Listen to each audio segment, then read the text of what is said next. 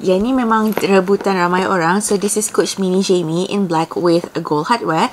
So kalau katakan Coach biasanya kalau solid colour, mereka selalu pakai pebble leather macam ni tau. So pebble leather ni still juga lembu kan. So that's why you can see all the grain here. Nampak tak pebble tu macam kulit betul. Macam kulit betul lah. Memang kulit betul. Macam kulit kita macam tu. So dia ada pink mount logo. Ada horse and carriage. This is the Coach New York punya logo. Belah belakang dia ada back pocket. Tapi tak boleh fit phone lah dekat belah belakang. A little hang tag. This is the crossbody strap. Adjustable tapi tak boleh detach. Lepas tu ada logo Coach dekat sini. Aisyah suka gila dekat zipper pun siap ada logo Coach lagi dekat sini. For the inside, okay, ni belah dalam dia pakai fabric colour macam oxblood macam tu. 2 cut slot sini, 1 open pocket kat sini tau. Long wallet memang sangat-sangat lah tak boleh nak masuk.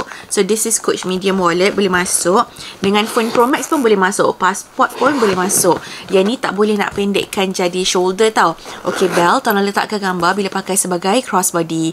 Untuk bag ni tak berat pun, dalam 250 gram je. Harga dia RM650 sebelum voucher. Anda jangan risau, kalau beli dengan Jet Self Shop, semuanya 100% original ataupun money back guaranteed. Untuk cara pembelian, boleh tekan dekat shopping bag di bawah. If you guys have any further question, boleh juga komen down below dan jangan lupa tekan button follow.